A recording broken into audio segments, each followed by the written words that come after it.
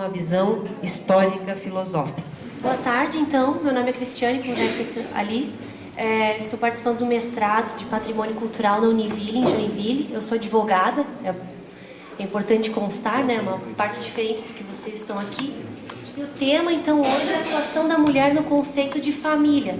Uma visão bastante filosófica e histórica. As primeiras civilizações, como exemplo a síria, hindu, a egípcia, a romana e grega, já nessa época já havia a delimitação do papel da mulher e do homem, nesse período neolítico, de 4 a 8 mil anos antes de Cristo. Era a época da invenção da roda. Antes da antiguidade, já na época dos pré-socráticos, havia uma relação grupal entre a família. Então, um relacionamento que hoje nós poderíamos dizer até um pouco promíscuo, mas claro que naquela época não era considerado assim. E era chamada de endogamia. A partir dos conflitos e da incerteza quanto à filiação dos homens, ocorreu esse novo movimento, que seria a exogamia. Então, era um primeiro momento da monogamia, né? O relacionamento entre um homem e uma mulher. E foi o início da sociedade patriarcal.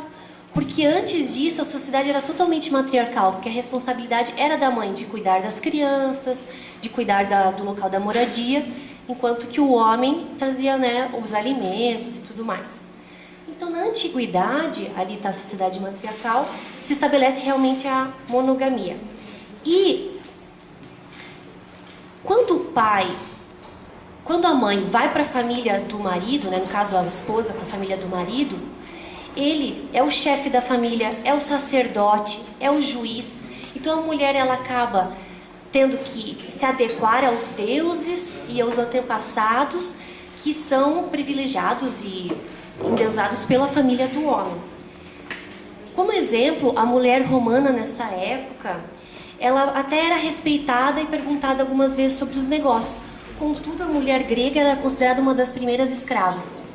Como exemplo, a deusa Afrodite, Artemis e Gaia, que eram representadas pela sua beleza. A única deusa grega que sabe sobre sua inteligência seria a deusa Minerva. Só que a deusa Minerva ela teve o nascimento pela cabeça de Zeus, que seria um homem. Então já está aí uma desvalorização da mulher. Ao contrário, a mulher egípcia, assim como a romana, também era respeitada. Até como exemplo temos a Cleópatra, né? Bastante conhecida. No período clássico, temos como os principais filósofos Aristóteles e Platão. Platão entendia que o ser humano era corpo e mente. Contudo, em razão da mulher ser menor fisicamente, ele entendia que não havia espaço para a mente da mulher. Então, mais um preconceito ali ensejado, que hoje vemos, né, claro, nos pensamentos de um filósofo tão importante. Na Idade Média, com São Tomás de Aquino e São Agostinho, começa o casamento religioso. É o início daquele intento egoísta dos interesses entre os pais. Dos pais negociarem o casamento com aquela família e tal.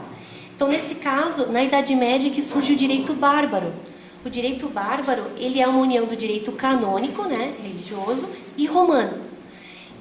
Em razão do direito romano, é o surgimento do cristianismo. O direito germânico, que é uma das bases do nosso direito brasileiro, ele que implantou o pátrio poder, tanto também como o casamento com o aval de um juiz, quer dizer que já é uma evolução do casamento somente religioso para ter o aval de juiz, que é o que hoje ocorre. Então, nessa época da Idade Média, no Brasil, que é a época do descobrimento e tudo mais, o casamento ele era regulado, a família era protegida pela legislação, mas claro que a legislação protegia muito mais o homem, o patrimônio. E a base da legislação que protegia era a romana, germânica e canônica, assim como eu já disse anteriormente. Como está ali explicado. Adiante. Na Idade Moderna, um filósofo importante que nós analisamos foi Kant, com a teoria da filosofia moral. Então, a partir daí, as crianças, os sentimentos, o trabalho e as mulheres se tornam dignas perante Deus ou perante a metafísica que era considerada naquela época. Olympe de Gouges foi uma revolucionária na época da Revolução Francesa que buscou pelo direito de voto das mulheres, que até então eram proibidas, ao direito ao trabalho e remuneração, que até então elas eram apenas costureiras, dona de casa, ou seja, não recebiam nenhuma remuneração. Só que ela foi morta pela guilhotina e apenas 200 anos após a morte dela, foi declarada a Declaração Universal dos Direitos do Homem, bastante conhecida por nós. E foi durante a Revolução Industrial. Exatamente nessa época que foi que as mulheres foram para as fábricas. E é o início do princípio da isonomia, que é a base do meu trabalho. O princípio da isonomia, com uma base filosófica e história, contudo na nossa realidade brasileira. Então, continuando, com a ida das mulheres às fábricas, e então a revolução tecnológica, assim como o desenvolvimento científico, acaba gerando o capitalismo, que é regulado e entendido pelos filósofos Hegel, Adam Smith e Karl Marx. E é a partir daí que o casamento civil toma poder total sobre a legislação e o casamento religioso perde o seu poder. Hoje, quem é casado somente no casamento religioso, ou seja, na igreja, é considerado como uma união estável.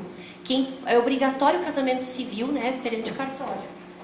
E é nesse período que é o êxodo rural e o deslocamento das pessoas para o urbano, para as cidades. Então é o caos da sociedade, é a pós-modernidade. O início da pós-modernidade, mais ou menos no 1900, é com a Primeira e Segunda Grande Guerra Mundial que as mulheres assumem um grande papel, que é ir realmente para as fábricas, tomar o lugar dos homens e realmente ocupar o papel dos homens nos negócios, nas fábricas e tudo mais. Adiante. Nesse período existe um grande aumento dos divórcios, principalmente pelos conflitos sociais, pressão econômica e política e o enfraquecimento mesmo da igreja. E é nessa época que começam os primeiros movimentos feministas. Aqui no Brasil, começou na década de 70. Contudo, tanto na Europa como nos Estados Unidos, ocorreram já desde 1800. Esses movimentos feministas buscam melhores condições de trabalho, proteção social e igualdade de gênero. Então, na nossa Constituição Federal, que é de 88, é conhecida como a Constituição Cidadã, ela prevê o princípio da isonomia, que seria no artigo 5º, inciso 1º, aquele artigo que todo mundo conhece, todos somos iguais perante a lei, sem distinção de gênero, tudo mais.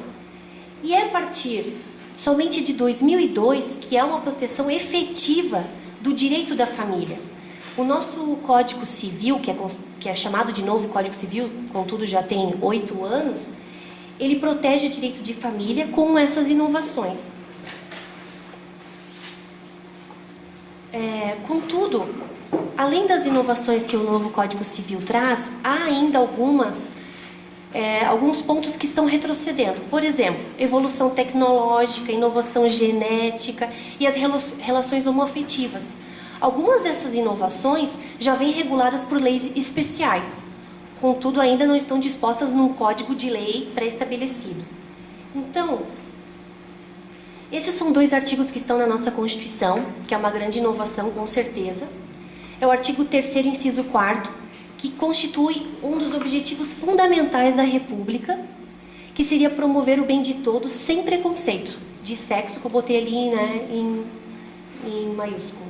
Tanto também o artigo 7º, inciso 30, que seria os direitos do trabalho, também sem preconceito de gênero. Então, são 2 pontos bastante importantes, além do princípio da isonomia propriamente dito, que seria o artigo 5º. A partir, então, dessas mudanças, o direito da família ele fica desvinculado da questão do matrimônio.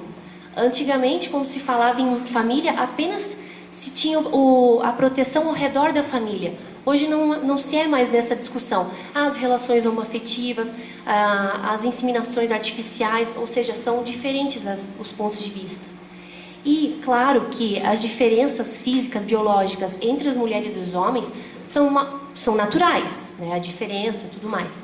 Um exemplo prático disso, na nossa legislação, seria a licença maternidade, em que as mulheres têm 120 dias de proteção, de descanso, enquanto que os pais têm apenas 5 dias.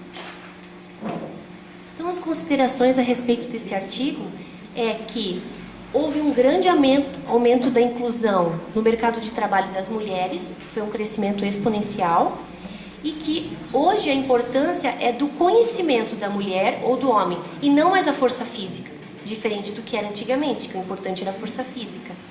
Então, excluindo essas diferenças físicas naturais do homem e da mulher, não há qualquer exclusão que possa ser feita para os direitos da mulher. E a nossa Constituição Federal, ela tem como base um Estado social, ou seja, baseada nos direitos humanos, que é uma sociedade mais justa e menos mecanicista, menos egoísta. Então é isso, obrigada.